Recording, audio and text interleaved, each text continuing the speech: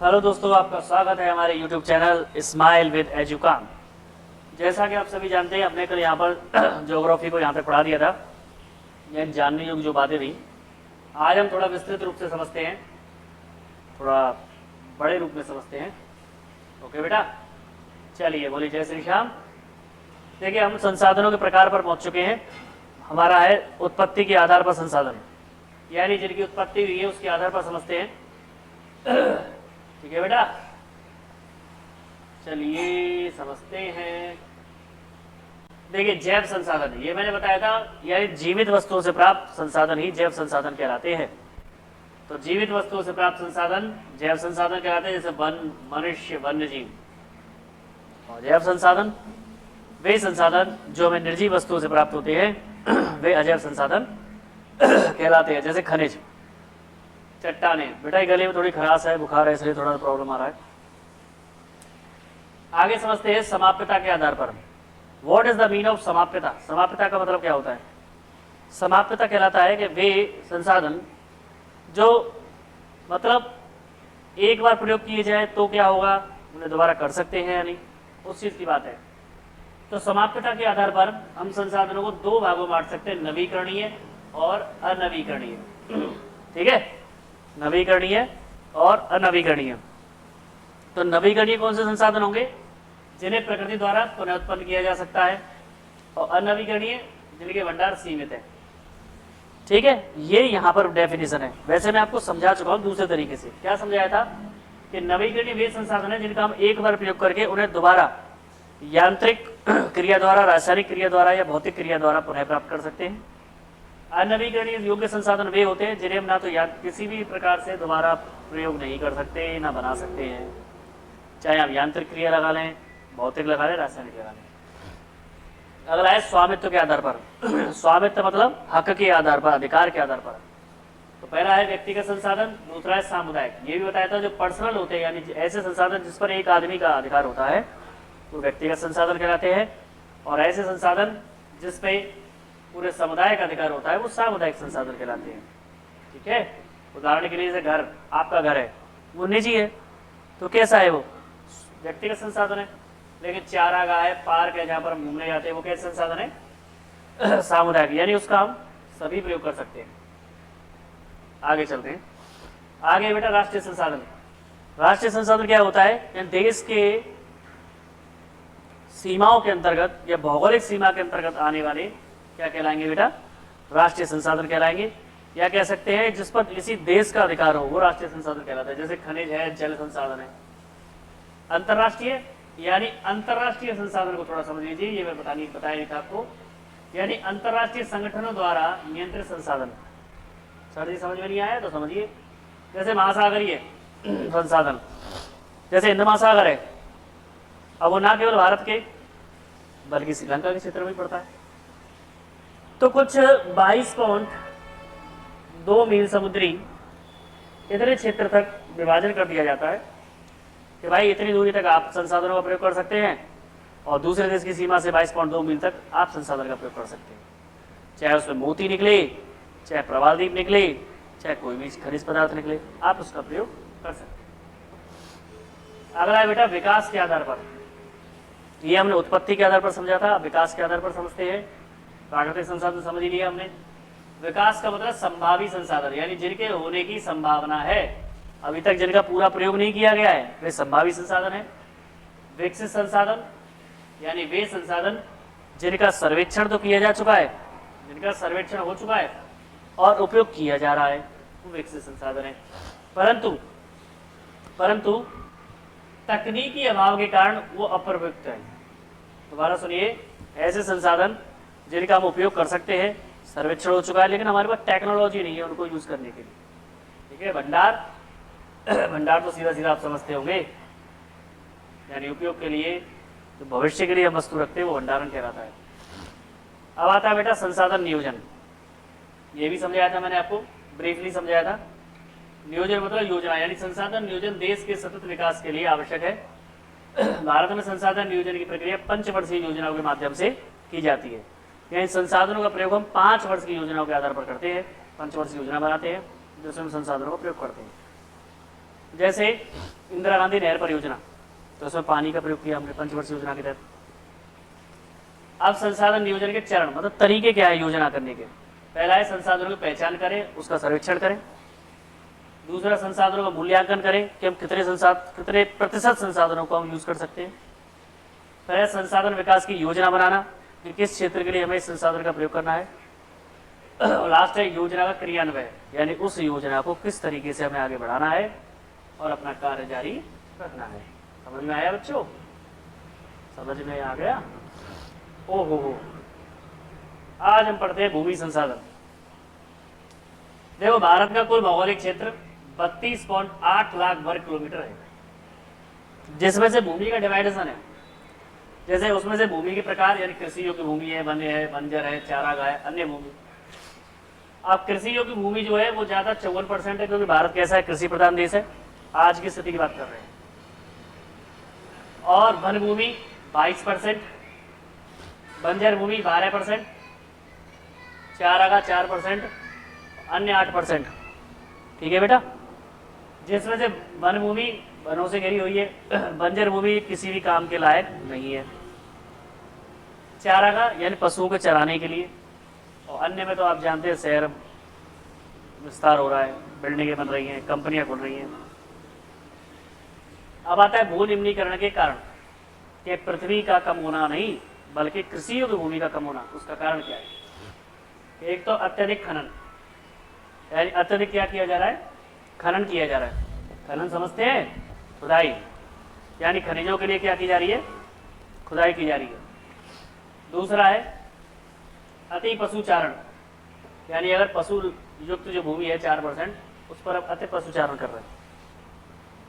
वनों की अंधाधुंध कटाई वन भूमि पर, असंतुलित सिंचाई प्रणाली, इतना पानी यूज कर रहे हैं कि वाटर लेवल नीचे चला गया है, मीठा पानी खारा हो गया, खारे पानी से खेती कर रहे हैं तो मिट्टी भी कैसी होती जा रही, खारी लबड़ी। ये महत्वपूर्ण है आज के समय में। अगर हम बात करें तो ये सबसे महत्वपूर्ण टॉपिक, सबसे पॉइंट है औद्योगिकरण और शहरीकरण, यानी उद्योगों का विकास करना। सॉरी। और जब उद्योगों का विकास होता है तो वहां पर उद्योग धंधों में रोजगार पाने के लिए लोग शहरों में जाते हैं। दोबारा बता देता हूँ, औद्योगिकरण और शहरीकरण सबसे बड़ा पॉइंट है। उद्योग धंधों का जब विकास करते हैं तो वहाँ पर शहरीकरण की व्यवस्था बढ़ जाती है, लोग वहाँ पर जाकर रहने लग जाते हैं, तो जो भूमि है कृषि योग्य नहीं रह पाती, बल्कि वो बदल करके व्यक्ति अपने निजी यूज में ले लेता है। अगला है बेटा मृदा संसाधन, यानी मिट्टी के संसाधनों की बात कर रहे हैं। भारत में मृदा के प्रकार, भारत में कौन कौन सी मृदा पाई जाती है? देखिए बेटा, जलोढ़, काली मिट्टी, लाल मिट्टी, लैटेराइट, पर्वतीय, मरुस्थलीय।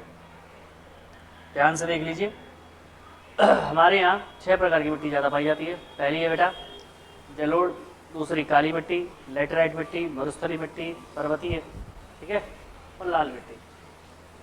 अब जलोढ़ मिट्टी जो बनी है वो कैसे बनी है?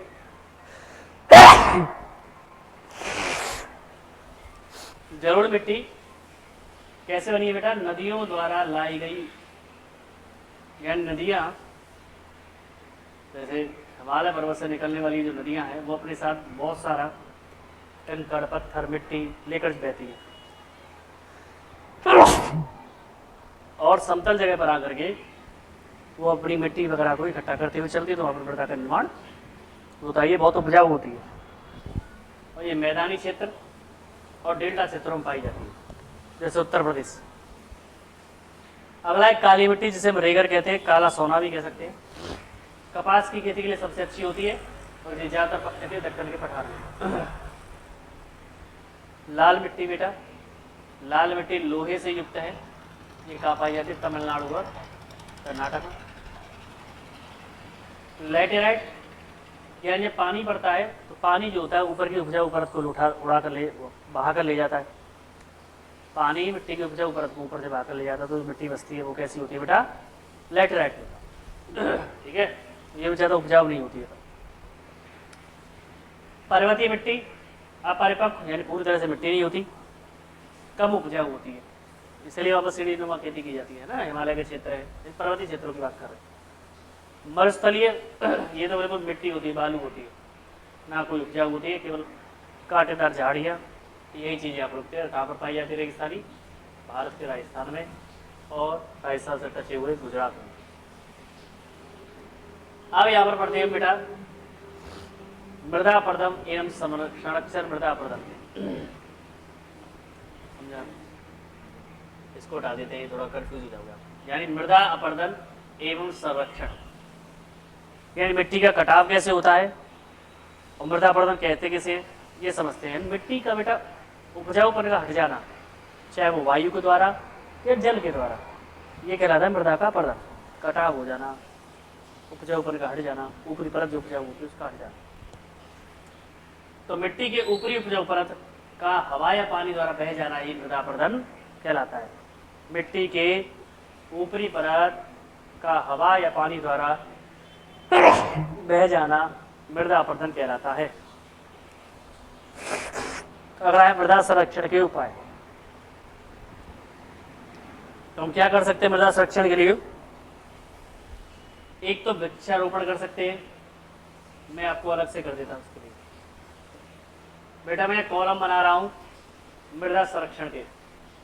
नंबर 1, आप वृक्षारोपण करें, ठीक है, पेड़ लगाएं ज्यादा से ज्यादा। नंबर 2, समोच्च जुताई करें। सर जी समोच्च जुताई क्या होती है?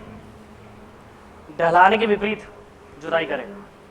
मान लीजिए आपका खेत इस तरीके से नीचे की तरफ है, ठीक है, ठीक है बेटा, तो आप जुताई इस तरीके से करें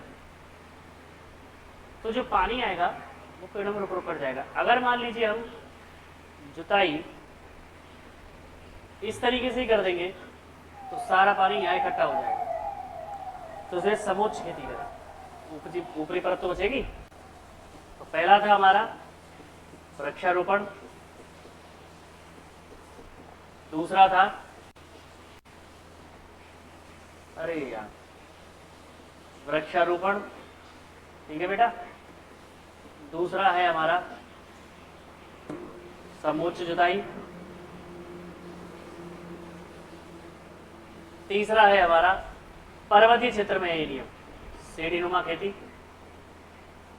ठीक है, चौथा जो चराई करवाते ना तो काम आ सकते उस भूमि पर, उस पर चराई पर प्रतिबंध लगा दें।